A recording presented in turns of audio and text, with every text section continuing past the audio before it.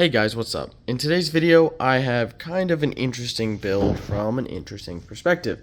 Now, as you may know, I don't have my camera or anything at the moment, so we're going to be filming this on a phone. I mean, honestly though, it is kind of fitting because we do need to show some like close-ups on some of these really cool components, so it might actually work out pretty well. What are we doing in today's video? Well, as you can probably see, there's a lot of computer parts laid out on this empty floor, along with a monitor, UPS, and even a switch over there. Hello, Mr. Switch. Because in today's video, we have to upgrade these two Dell servers with all of the various components you see here. These servers are going in a data center and need to be the best they can possibly be, well, within my albeit very limited budget. So real quick, let's just go over the servers that we have. We've got a Dell C6525 chassis with 4 Dell C6525 compute blades, or nodes, or whatever you want to call them. Essentially, each one of them is one of these. It has 2 EPYC Rome processors, 16 DIMM slots, and 2 low-profile PCI Express X16 ports. Or slots, you know, probably is a better term for them. And those come off these really interesting risers, which that looks like a PCIe 8X, but it's actually it's like double dense. So it's actually a 16X that comes off that weird connector on the board to save space. And there's the second one, which actually comes off these 2 cables that go to the front here. The current specs of each one of these blades, or nodes as you would call them, is a pair of EPYC 7532s. Those are 32-core, 64-thread CPUs, and each node has 2 of them for a total of 64 cores per node, or 256 cores and 512 threads in the entire chassis. So this thing is super dense. Now, currently each blade only has 64 gigs of RAM, 32 on each CPU, and given that these are 8-channel CPUs, yeah, using 2 DIMMs per CPU is kind of a waste. So we're going to be replacing that in today's video, along with some other little upgrades. I say little. But anyways, right here we have all of the RAM we're going to be using, and it's a lot. So we have a bunch of trays, 4 trays to be exact, of 32 gig ECC registered DDR4. We also have an extra 12 sticks there and an extra 4 sticks there. Those are the same as these. These are just extras in case we need some 16 gig DIMMs.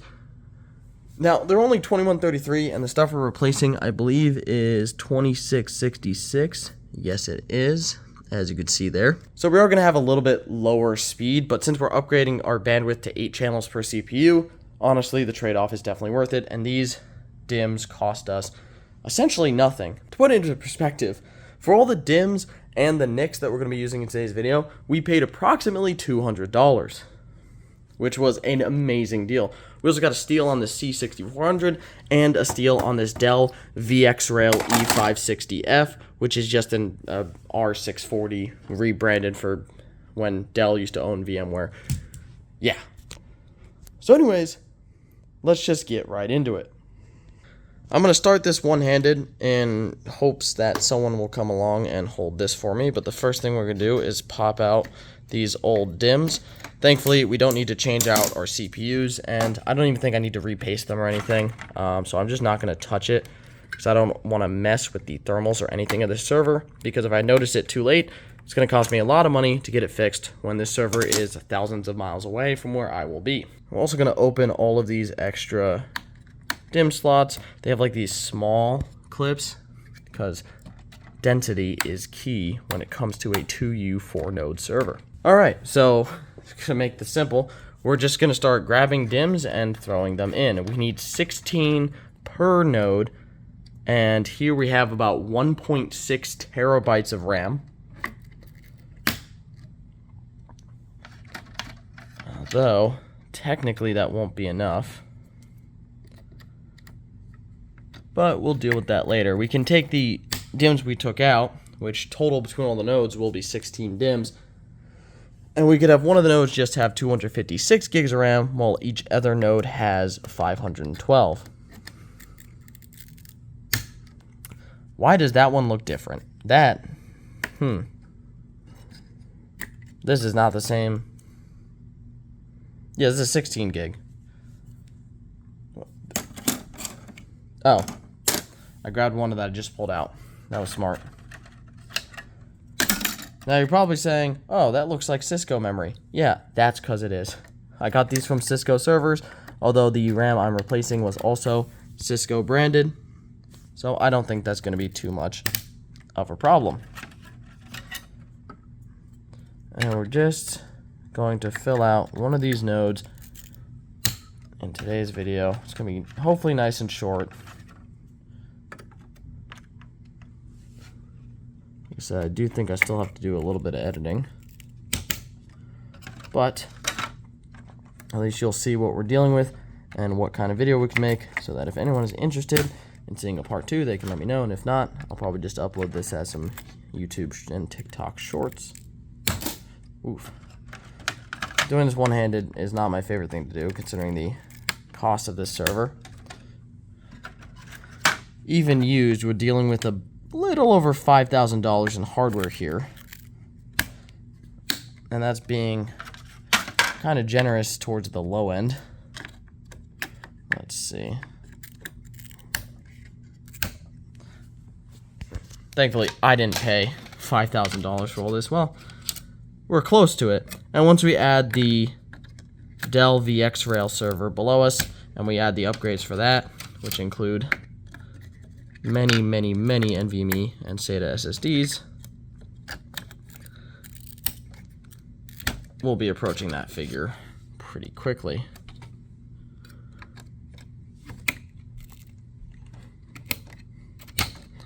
And just finishing up the RAM. One-handed is not the way to do this. Always use two hands on your RAM if you can. Similar to where I'm placing my fingers, should be either one of your thumbs to push the RAM in, and there we go. That was super easy.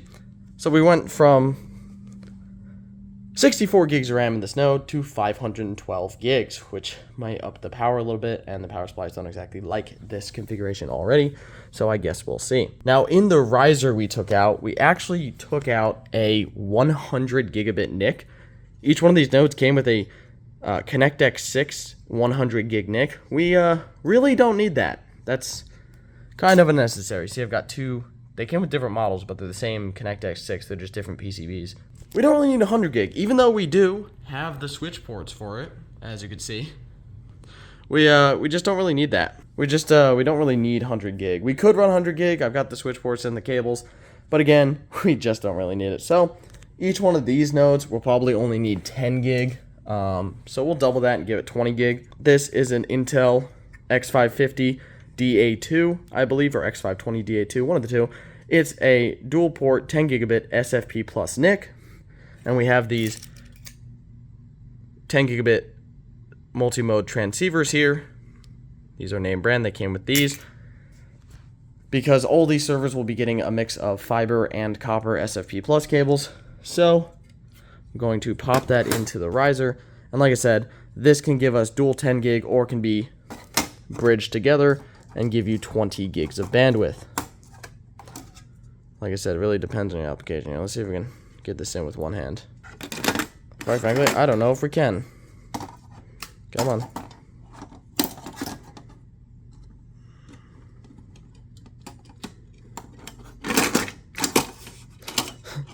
This is great. Everyone loves to see this. There we go. That was the strategy this whole time.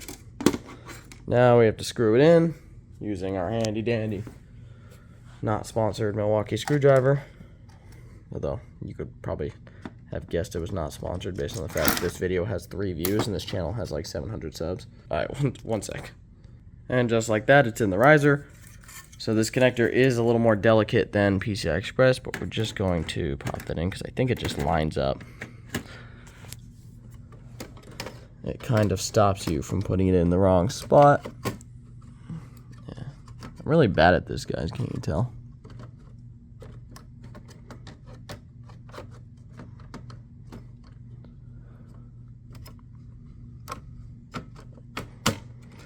Now, this riser also has a special little secret we'll talk about a little later, but there's a micro SD card slot on it.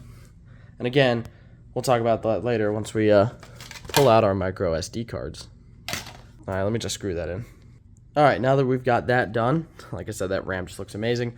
We've got our 20 gigabits per second networking. Normally we would fill out this, it's essentially a NIC port down here. You can put essentially a NIC that's in a custom OCP 3.0 form factor. Unfortunately, I don't have one of those, and they're freaking expensive. So, since we have these spare PCI Express slots, which unfortunately we don't have much use for at this time, we thought about putting some of these.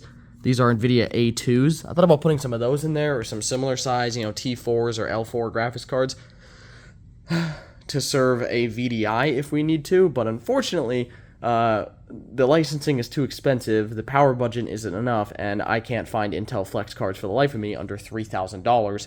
So, sadly, we won't be able to offer a VDI at this time. Thank you, NVIDIA, for your amazingly horrific licensing fees that, even if I could pay them, you won't sell them to me. Alright, so the last thing we're going to do... Oh, that's heavy. Now, technically, I could do this with the server turned on, because these are hot swap, but I don't really want to do that. So we're going to do it while it's off. Well, that was upgrading 1, and as I filmed this video, I realized this would be better as shorts because I do not have the editing abilities to make this interesting, but I will try my best. Please tell me what you guys thought. Let me know if you want to see more or have any ideas of how we can make these a little better, or something else we can put in that PCI Express slot, maybe even another NIC. We do have a stack of them, but unfortunately they don't have the right bracket like those. So yeah, you'll just have to let me know in the comments if anyone watches this video, and let me know if you want to see a part 2 like this, or anything I could do to make this more interesting. If not, I'll probably just upload it as a couple more shorts. Thanks, y'all.